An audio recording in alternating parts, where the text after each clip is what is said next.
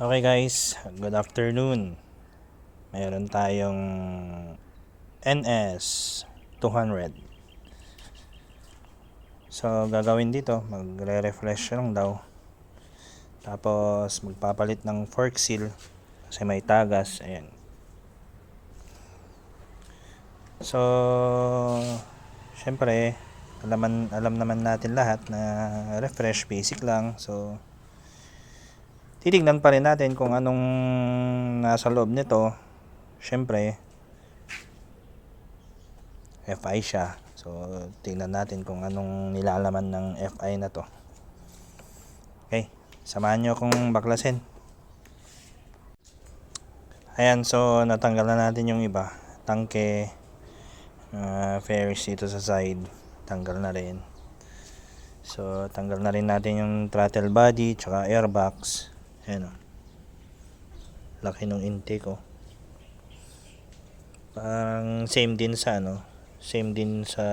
RS200. So, most likely same engine sila. Malamang, syempre FI. Ayun. So, ayan. Bababa natin yung makina. Tambutso pa pala. Tapos makina bababa. Okay. So, ayan guys. Medyo padilim na. Ayan, ibaba ko na yung makina. Bukas ko na lang umpisahan yung makinang baklasin. Tapos yung fork seal. Ayan, papalitan pa. Ayun. Ayun guys, morning na ng ano ba? Thursday, 8:30. Okay. So, ito na yung engine. Simulan na natin baklasin. After that, yung fork naman. Okay. Okay, so ayan, umpisa na natin. Tanggalin yung head cover, yan. Tapos yung mga rocker arm, yung timing chain, yan. Tapos yung cylinder head, yan. Galing na natin. Yan, baklas na. Okay na. Okay, so nabaklas na natin. So ito, yung engine na to, first time pa lang na mabuksan to since manufactured. So as you can see, medyo may build up na siyang mga carbon. Ayan o. Yung sunog niya okay naman since FI siya. Ayan, ganda yung sunog. So ayan, carbon. Tapos piston niya nasa okay pa naman. Palit lang tayo siguro ng ring since may nabili naman. Okay, ang natakbo na to is nasa ayun, 70 na. 70 na guys. Ayan. So, eto, yung makina na to, ano kasi, yung mga ibang mga hindi nakakaalam sa Rouser 200, NS 200. Okay. So, since Baja yung brand kasi nito, so maraming mga tao hindi nakakaintindi sa brand na Baja. So, since Baja kasi, ano siya, Indian brand. So, since na made from India, maraming nagsasabi na mahina yung mga parts, ganito ganyan. Kahit sa mga Rusi nga meron maraming nang mamaliit sa mga Rusi, mga Motorstar. Yung mga Rusi nga punta ka sa Mindanao, Rusi yung mga kinakarera doon sa mga motocross at sa mga trail, mga ganun. Maganda yung quality ng mga Rusi. Maganda yung mga quality nun. Ang downside lang ng mga Rusi kasi yung mga chassis niya mahina. Pero sa makina walang problema. same din sa mga Baja. Since ito kasi yung NS200, iba kasi to eh. Ang kwento kasi ng NS200, may since na nagkaroon ng KTM India. Ewan ko kung anong totoong istorya eh. Basta si Baja kasi parang binili yata or something, may nagkaroon siya ng stock, naging isang stockholder siya ng KTM India.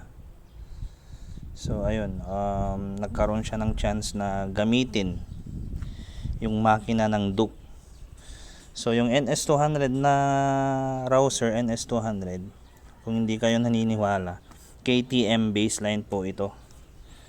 So from piston ring, piston ring, connecting rod, lahat nasa ibaba, KTM lahat yan. Maniwala kayo sa hindi, KTM ito. So ang binago lang ni Baja is yung cylinder head. Ayan. Same din yung Dominar. Identical din sila kay Duke 390. Ayan. So sa mga hindi nakakaalam, magandang quality ang NS200. KTM po yung bloodline nito. Okay. KTM po ito. Ayan. Papakita ko sa inyo ang mga evidence na KTM talaga to. Ito yung Vibre na brand. Ano to? Baka hindi kayo naniniwala. Brembo brakes ito. Since Indian siya, so ang ginawa ni Brembo,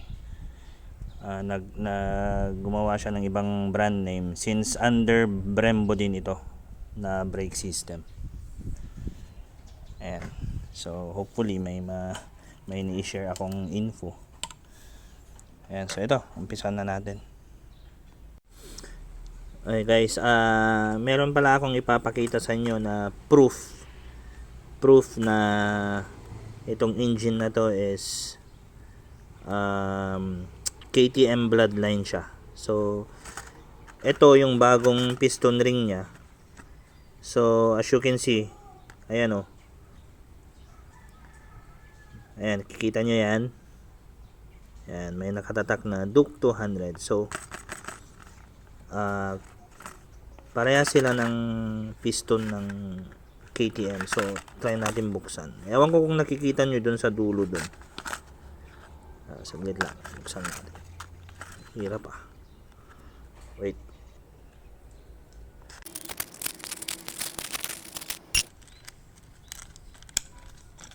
Ayan guys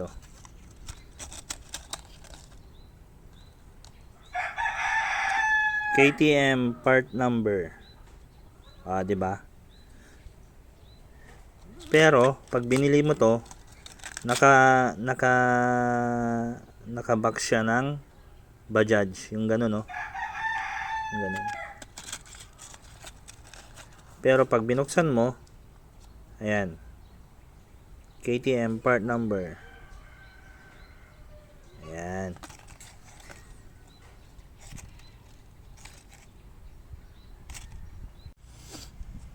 Okay, so nalinis na natin yung crankcase. Piston ring, piston natin nalinis na rin. Ayan. Cylinder block natin nalinis na rin.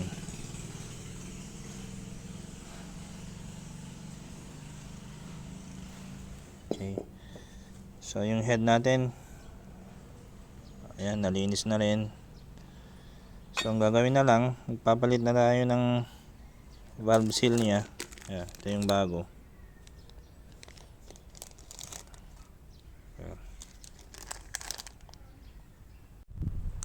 Ayan, so nilagay na natin yung mga bagong valve seal, tsaka nilagay na rin natin yung mga valves niya. So ayan, laki So ayan, so magbubuo na tayo guys. Okay, so magbubuo na tayo.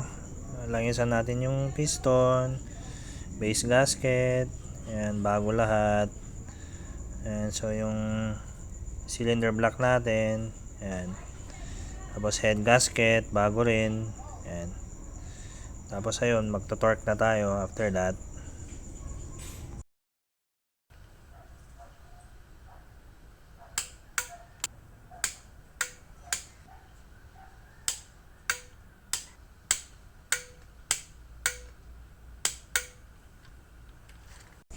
Ayan, so kumpletuhin na natin yung rocker arm, sasalpak na natin rocker arm, tapos yung mga shims nya, ayan.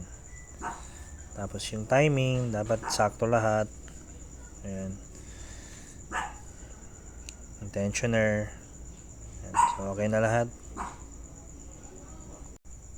After that, kailangan check natin yung timing, ayan. Tignan natin, silipin, ayan. Tapos cover, okay na.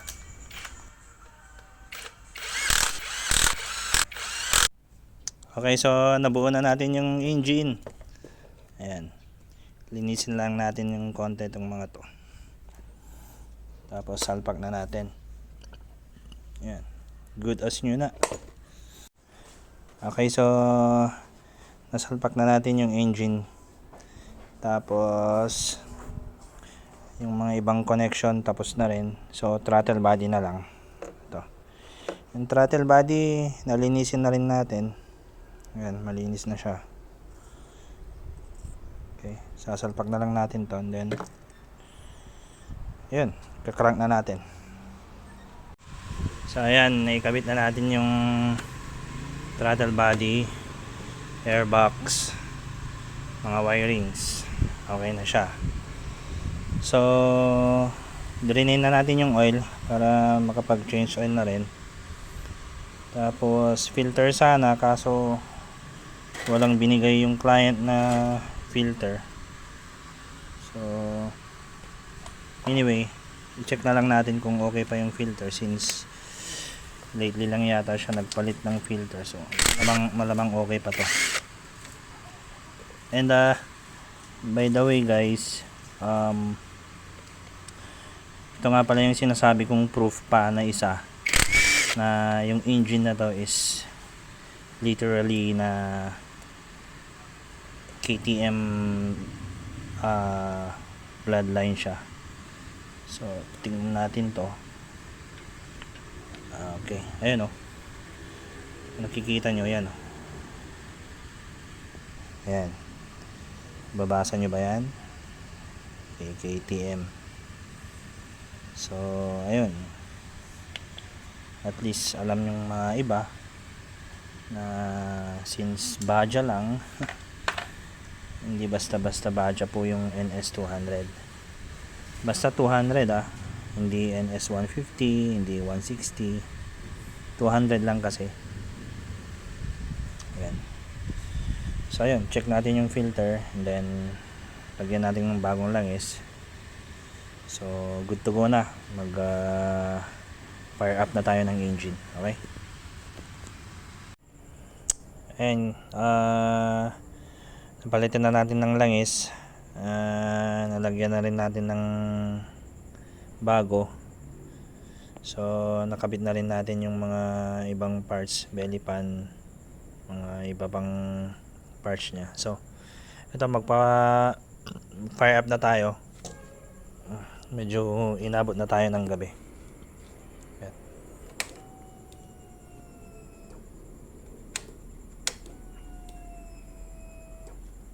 Okay. Yun. One click start po. Yan. Linis. Linis ng makina. Yan. Okay guys, success. So yung iba, balik na lang yung ibang clearings, upuan, tapos good to go na. Okay, salamat.